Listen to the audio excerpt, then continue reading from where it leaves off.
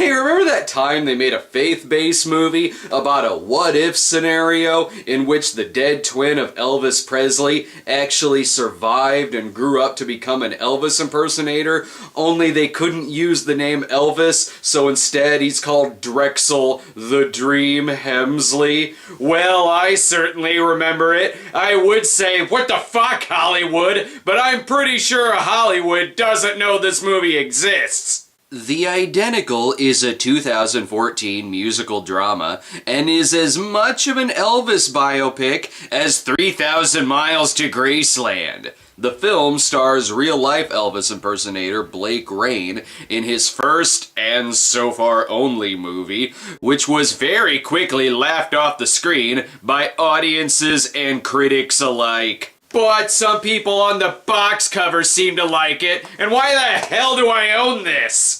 Good. Points from the Dove Foundation. They also have a quote on Kirk Cameron saving Christmas. It would save you time and money if you just replaced all Dove blurbs with "this movie sucks." Some quotes aren't even about whether the movie is good or not. Ray Liotta delivers.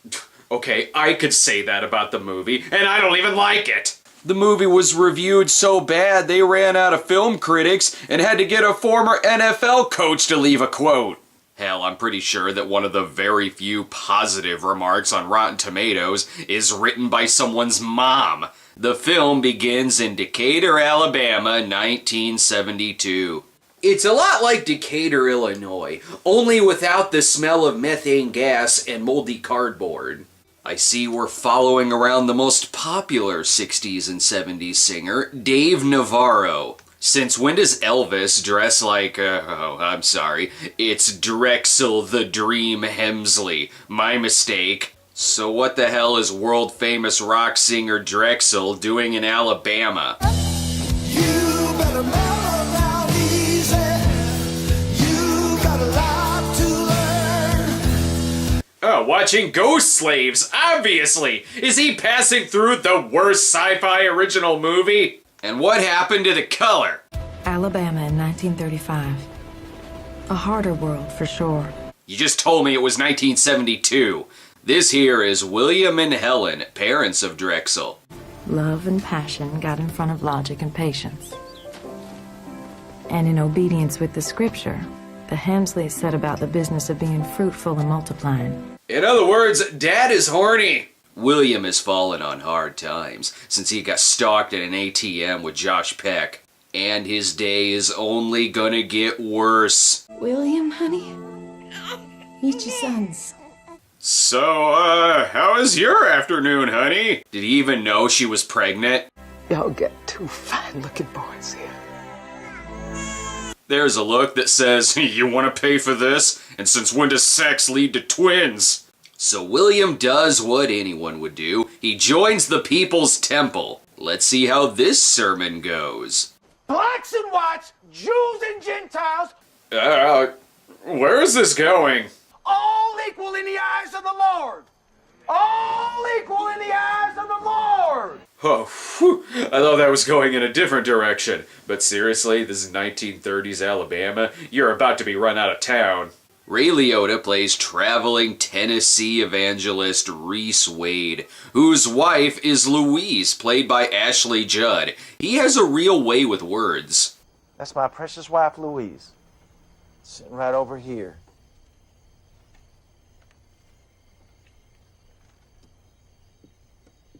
We miscarried again. He's part of the denomination known as Too Much Information.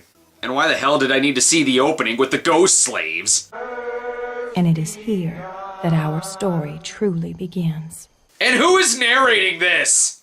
Here William gets the bright idea that if he gives them one of their babies, he'll only have to spend half as much at the water park. Let's see how his wife takes it.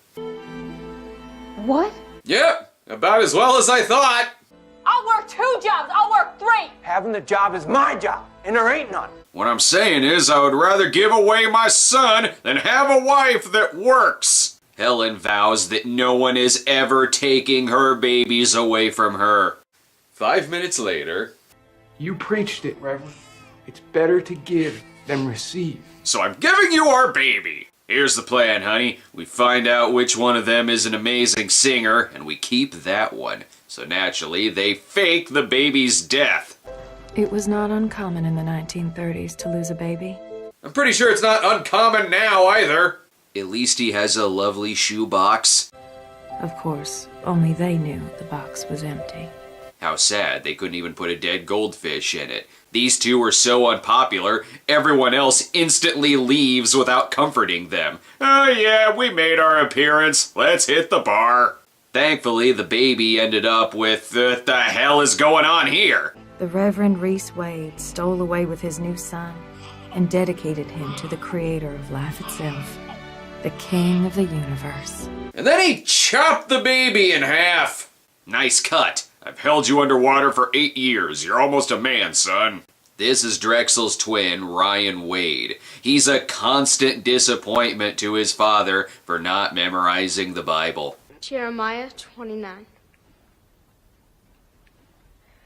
For I know the plans I have. Yep, the boy's definitely getting pistol whipped tonight, especially after this. Ryan knew instinctively what every grade school teacher knows. Turn it into a song. Well, I know the plan. You may be taking some liberties on that advice, and if this scene ends with Reese saying, "I have no son," I'd buy it. Ray Liotta is the harshest American Idol judge. Seriously, who the fuck sings like they're in From Justin to Kelly in 1953?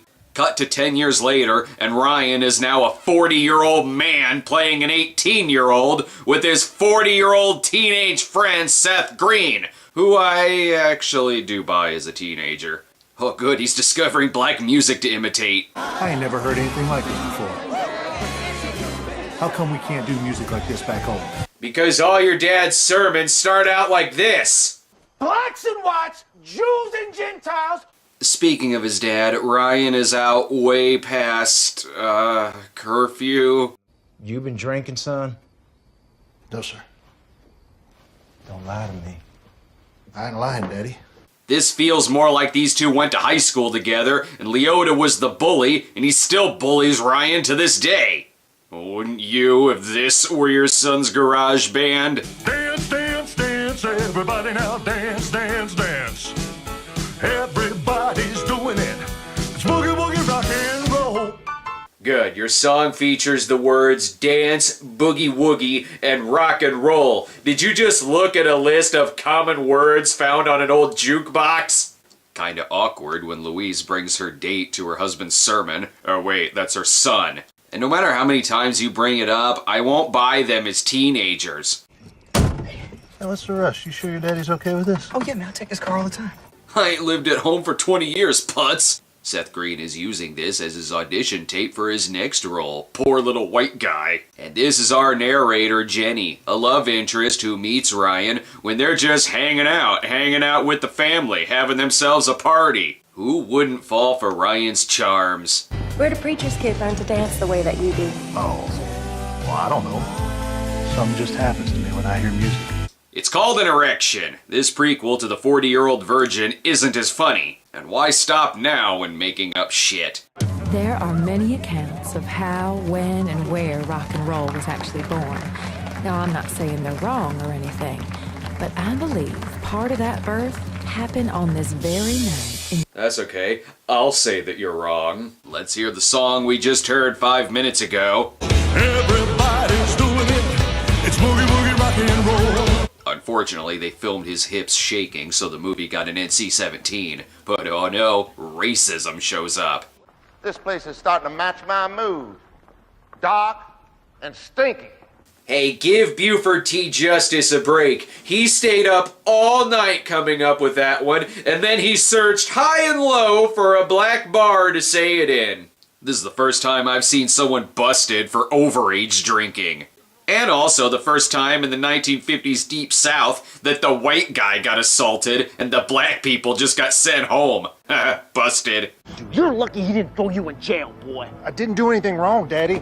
Stop calling him Daddy. It looks like you're getting busted by your power top. So Reese makes him join the army, much like that other 50s rock singer whose name escapes me. Rock and roll may have been invented, but rhythm certainly hasn't yet. Are these people seizing out, or are they impersonating the dancing skills of a Peanuts character? Sarge is really gonna have his ass now.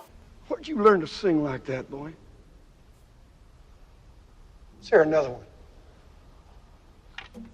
As you were. Moments later, the squad was instantly killed in Korea. Drexel, meanwhile, is having a far superior life. Bebop and baby shake, rock it and roll. Beboppin', a term they left out of Dance, Dance, Boogie Woogie, Rock and Roll. Ryan gets accepted into Bible college, but I'm more distracted that they obviously couldn't get Blake Rain for this scene because it never actually shows him. Things get political in class when the teacher asks them to write down that Ike's not dead. Drexel becomes an overnight superstar, much to the delight of Ryan. I wanna get to know you. I know that I can show you. Who is this? Oh, you haven't heard of Terry Stafford yet? Things take a real turn when the cars begin eating the local residents. Wait a minute, Joey Pants? Who has kidnapped the families of these actors? This scene is only here for someone else to point out that he looks like Drexel. You guys related or something? I mean, you're a dead ringer for him. I know. I hear it all the time, but no. Oh, come on. He doesn't look that much like Roy Orbison. Drexel even makes it to TV. You're missing an all-new episode of Surfside 6 for this? But Ryan lets his feelings about Drexel Hemsley known. You know I can see right inside of him. I know what he's thinking. I know what he's gonna say. I even know what his next dance move's gonna be. Creepy. So he's not just an impersonator, he's Drexel's assassin, too. It's nice of Ryan's younger sister to give him advice not to go to Bible college and to follow his dream to be a singer. Ryan has spent 20 years of his adult life in college. What a waste. But in his defense, the script to Clam Bake was too good to pass up. Ryan, I don't know what to say. I know what to say. You're too good for this movie, Ray Liotta. Why are you turning in such a good performance? Go back to more dignified roles, like when you raped people with a garden hose. Ryan runs into Jenny, who turns him down for a date, so Ryan does what anyone would do next. He finds out Drexel's mother is a patient in the hospital, so he sneaks into her room and watches her slowly turn into a zombie. Your son, his music means a lot to me, and I just wanted to see you. Ah, that's nice. Help! Oh, yep, this seems normal. No need to see what happens next. Your love's keeping me tonight. And that's how, with the power of singing, Ryan killed his hero's mom, who was secretly his own mom. Good, something else to add to his Drexel shrine. I miss you every night in my dreams.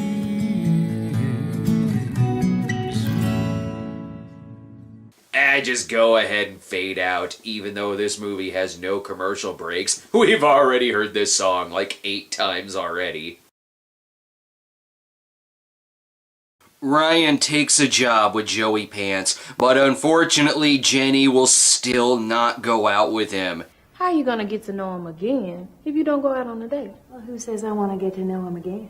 Your eyes, girl, that's who. Luckily for Ryan, he has her sassy black friend on his side. And also Joey, who gives Ryan the advice to stalk her. He seems too invested in Ryan's love life, especially since he's also there when Ryan serenades her with a song. But here you are, and you are real. I'm loving you, loving me. Boss man just wanted an excuse to go hang out on a college campus. And with that, Jenny agrees to go out with Shakin' Stevens. Okay, coffee. 1 cup.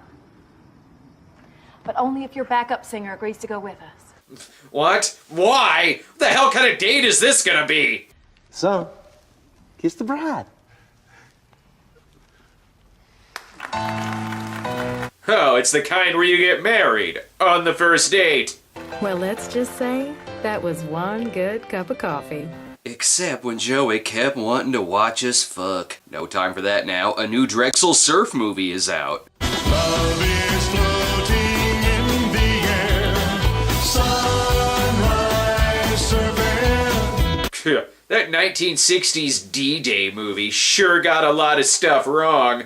In probably the weirdest part of the movie, it decides to devote a small amount of time to the 6-day war in Israel, complete with a sermon from Reverend Reese. What does that have to do with the Christian church in the state of Tennessee? Everything. It has to do with everything. I have a question though. What does it have to do with this movie? And why did Louise bring Davy Jones with her? I understand Estes Perkel's sermons more than Reese Wade's. Our precious Lord and Savior was himself a Jew. Tone, man! Tone! If you're screaming that, it makes it sound like you're meaning it as an insult! And why does Ryan look younger as the movie goes on? Speaking of aging, how come Ray Liotta is aging like Orville Redenbacher, but Ashley Judd appears to have found the fountain of youth through her son's music? Ryan decides to enter a Drexel sound-alike contest where folks dress like members of Alice in Chains, you know, the 60s. And Seth Green is the lost Allman brother, Zeppo Allman. Surely they're an ace in the hole to win this Cliff Richard contest. All while Jenny goes on a date with Demetri Martin for some reason. And can we stop with the reminders that these actors are age inappropriate? Can I get a bourbon and a you know what? Why don't you throw me down a Shirley Temple instead? Seth Green has been old enough to drink since the mid-90s, and regardless, at this point in the story, his character is old enough to drink anyway. The contest is being guest judged by Drexel himself, fresh off of his tour with that other 60s power group, the Counting Crows. Slap the dog and spit in the fire. That boy looks like our child. Because he's your son's twin, you were there right after they were born. And is Ray gonna be a skeleton by the time this movie is over with? Well, it's about that time. Time for the creepy music. Who are you? And it's time for the movie to get a touch homoerotic. Your love's keeping me tonight.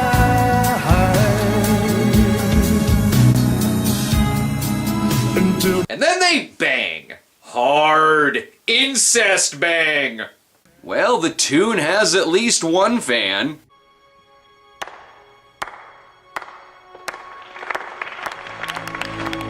To be fair, he is loaded on prescription painkillers right now. And then Jesus comes to thank him personally. Ryan even gets signed to the sleazy guy with the pompadour wig management, so Ryan sends one of the Everly brothers to sign his contract for him. Christ, now he's dressing like he should be chasing around Pam Grier in a Jack Hill film. I'm sorry, did they do all of their shopping at a Goodwill and just assume everything there was from the 60s? Oh, sorry, I'm talking over the music. Nashville tonight. Nashville tonight. We're missing Nashville tonight. And that's a sample of Drexel's new song, Chattanooga.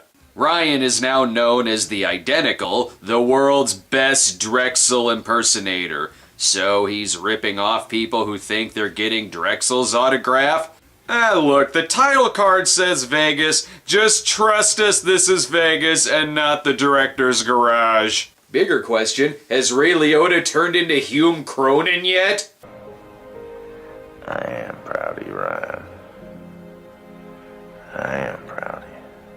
Has anyone broken the news to Ryan that Reese has been legally dead for years now? And still, Louise looks fine. Ryan begins to write his own music, but when his manager won't allow him to perform his own songs, he quits. I gotta say, throughout all of this movie's faults, it's interesting seeing an alternate universe where Elvis Presley doesn't exist and Drexel the Dream Hemsley does.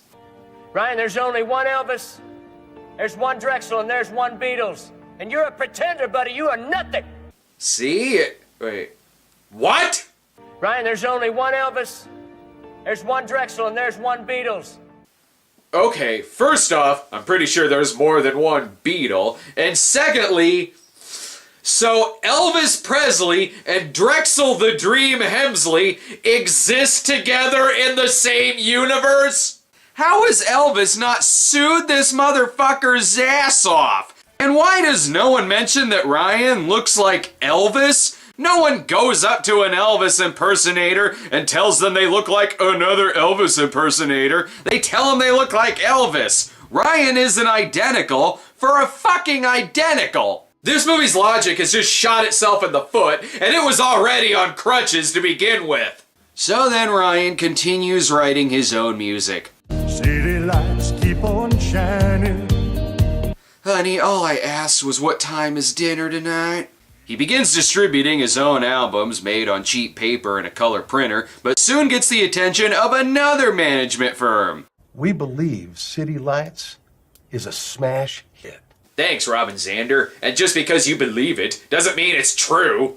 Nice poster of Drexel performing for the Benny and June soundtrack. Ryan turns down this offer because he doesn't want to impersonate Drexel, so he goes back to impersonating Elvis. But much like Elvis, Drexel also has a tragic end.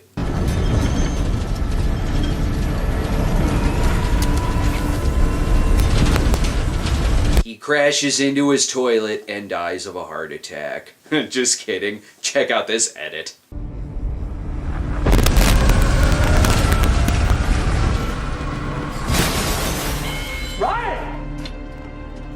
See, he crashes into Ryan's ass and dies. While Ryan grieves over Drexel, he moves into the Amityville house and goes insane. Time to visit his parents, you know, the Crypt Keeper and Ashley Judd, who again, still looks fine. Dad has decided to retire from the ministry because they're worried his next sermon will end with him turning to dust. Best wrap this up, Ryan's on his way to Woodstock, 94. But Dad still wants Ryan to be a minister. What's Ryan, like 50 now? Whether you want to hear this or not, I have heard it, Daddy. 100 times. Why? Okay, when he talks through that wig and fake beard, I'm not thinking of Elvis Presley. I'm thinking of Trey Parker as Alfred Packer. Unfortunately, Daddy gets stricken with a disease called disappointing son. I say they cut out the middleman and just drive him right to the graveyard. That's why the ambulance looks more like a hearse. Ryan then finds a letter which contains its own flashback. Nothing like finding out about your famous twin brother after he dies. Speaking of, good news. Dad is back to normal. You know, dead. Ryan almost buys a drink, but that's for a much more sinful movie. I sense a scheme, though, probably because Mickey from Seinfeld shows up wearing a Ralph Bakshi coloring book. What does any of this have to do with anything?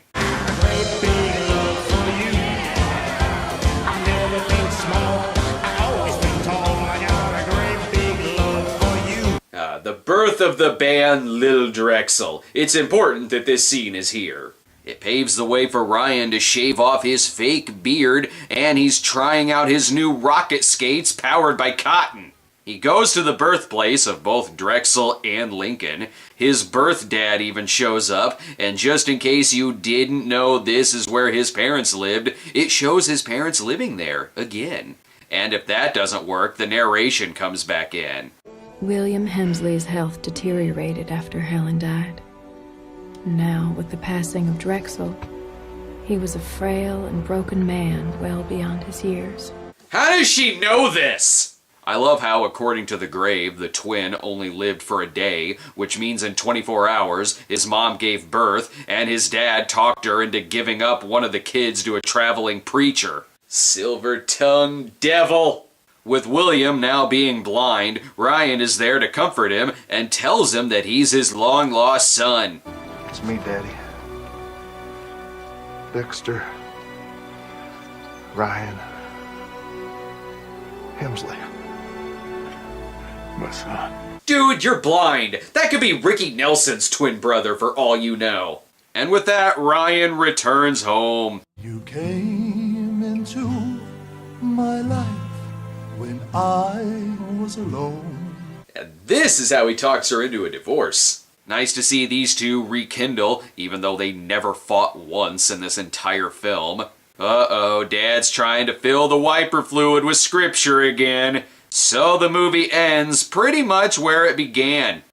And you are more than I ever dared pray for. With Leota giving a performance that's too good for this movie. And Ryan continues being the identical. City lights keep on shining. I see you smiling eyes of blue. It was nice of Steven Seagal to loan him one of his jackets. Jesus Christ movie, pick a fucking decade! And then his child grows up to be an Eddie Cochran identical. And Ryan has a larger audience than this movie ever had. The end. The Identical is a bad film for all the reasons I just said. But while it may not be hateful, like God's Not Dead, the filmmakers certainly went in a Kirk Cameron Saving Christmas route when dealing with bad press. After the movie was a box office flop, finishing at number 12 on opening weekend and bringing in an overall $2.8 million against a $16 million budget, the film's Twitter page attempted a campaign for the film's followers to upvote the movie on IMDb and the audience score on Rotten Tomatoes. They even posted the movie's first 15 minutes on their website for free. That way, people would definitely know for sure that they didn't want to see it. And that campaign worked out well. And ironically, one of the movie's fans claimed, "I hate it when people rate a movie without actually watching it." Well, then you would hate the makers of this movie. Who would have thought that the writer of a movie called The Grace Card would give us a film so poorly received? But on the bright side, at least it's not a faith-based movie that tells women to hide in their closets and pray for their cheating husbands to get food poisoning, and it doesn't have a misogynist like Clay Walsh as its hero. Boy, the scale of these movies is really fucked up! To the plantation rock. What do the plantation rock?